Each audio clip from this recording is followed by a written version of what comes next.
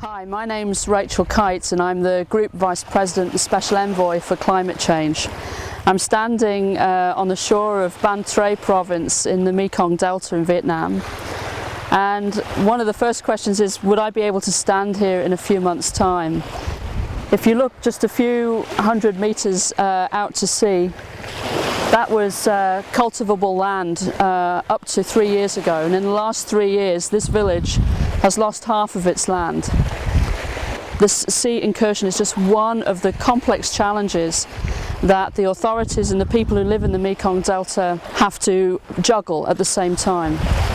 So the Mekong Delta, the decisions that are made here are affected by the upstream decisions of hydroelectric planning, of irrigation and other freshwater use.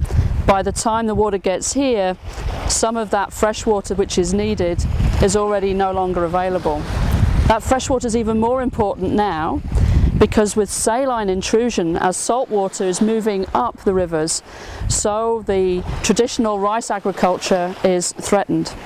At the same time, the people who live here have seen the growth of the shrimp industry and are choosing shrimp farming over traditional rice farming.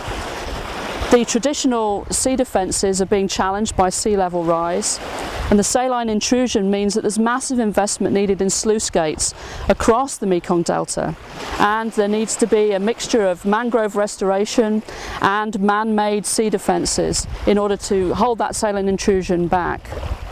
There are millions of people who live here, and hundreds of thousands of people's livelihoods depend upon this balance between seawater and freshwater. What climate change is doing is intensifying the threat, as this incursion shows, and adding uncertainty to the complexity of the decision-making process. The role of the World Bank Group, together with the Dutch government and IFAD and many others, is to support a decision-making process under uncertainty in an area which is fragile, yet fertile, which for thousands and thousands and thousands of years so many people have depended upon, not just those who live here, but those who live upstream.